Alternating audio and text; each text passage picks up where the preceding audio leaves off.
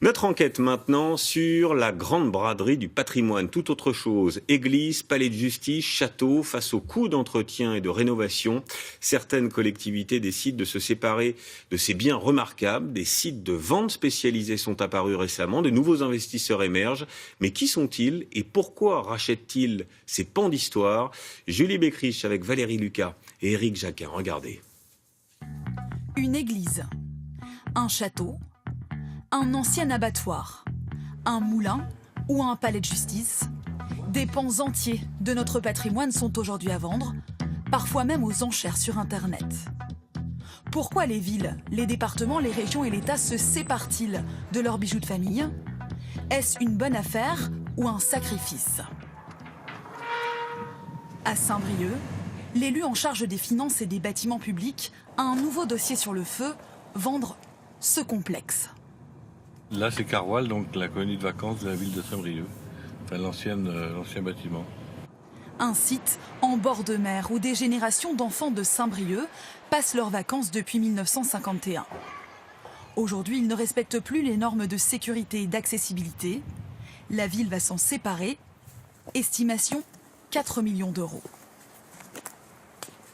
C'est vrai que passe-moi au cœur, il y a eu des choses qui se sont passées ici, les colonies de vacances certes, mais à un moment donné, il y avait aussi des locations pour des soirées, des mariages.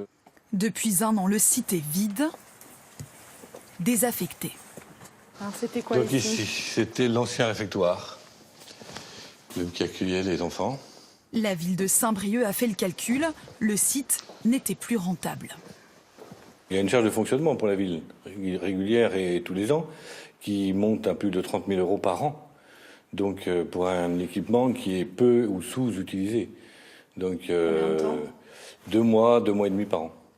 Si ce bien est vendu 4 millions d'euros, cela représentera 4% du budget de la commune. Une opération qui s'ajoute aux 15 autres biens immobiliers déjà vendus cette année, dont cet ancien abattoir, bientôt transformé en appartement. Se séparer d'une partie de son patrimoine plutôt que d'augmenter les impôts de ses administrés, c'est le choix de la ville de Saint-Brieuc. Et la commune est loin d'être une exception. Depuis 2014, les collectivités vendent les éléments les plus précieux de leur patrimoine, au point que des sociétés se sont spécialisées dans la vente des biens appartenant au domaine public. Sur l'église à Dinan, juste sur le retour un peu de la mairie. Cette start-up vend les biens des collectivités aux enchères sur Internet. Aujourd'hui, le responsable du pôle immobilier organise une visite d'une église à Dinan. D'avoir une certaine liberté dans les travaux. Depuis que les collectivités sont en difficulté financière, le site a de plus en plus de travail. Aujourd'hui, on vend à peu près une vingtaine de biens des collectivités locales par mois. Pour les collectivités, ces opérations sont parfois le signe d'un renouveau. À Lyon, cette ancienne prison a été rachetée en partie par un promoteur immobilier pour en faire des centaines d'appartements. Depuis 2 ans, Geneviève Borel habite l'un d'entre eux.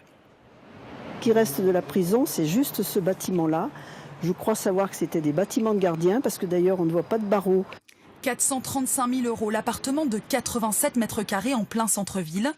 La propriétaire ne regrette pas son choix. Je trouve pas ça extraordinaire, le fait que ça soit dans les prisons. Alors dans les prisons, moi, je n'ai pas l'impression d'habiter dans un bâtiment de prison. C'est super chouette, là, ils ont rénové tout ça.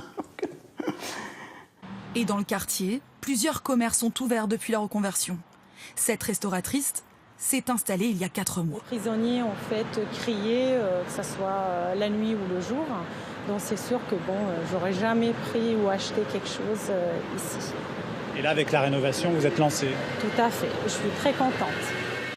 Vendre ses biens à des promoteurs privés, pas toujours un sacrifice. Pour le département du Jura, c'est un moyen de développer son économie. Ces anciennes forges sont désormais entre les mains de cet amateur d'art. Il en a fait le premier musée du street art. Les gens d'ici, les administrés ont bien vu qu'on voulait rénover un site qui serait tombé en ruine sinon, pour en faire quelque chose qui va durer dans le temps. Donc, c'est à parcourir. En se séparant de ces forges, le département compte gagner en attractivité touristique. Depuis l'ouverture, 200 personnes se déplacent chaque jour dans le Jura pour visiter le musée. C'est la fin de ce journal. Merci de votre fidélité. Dans un instant,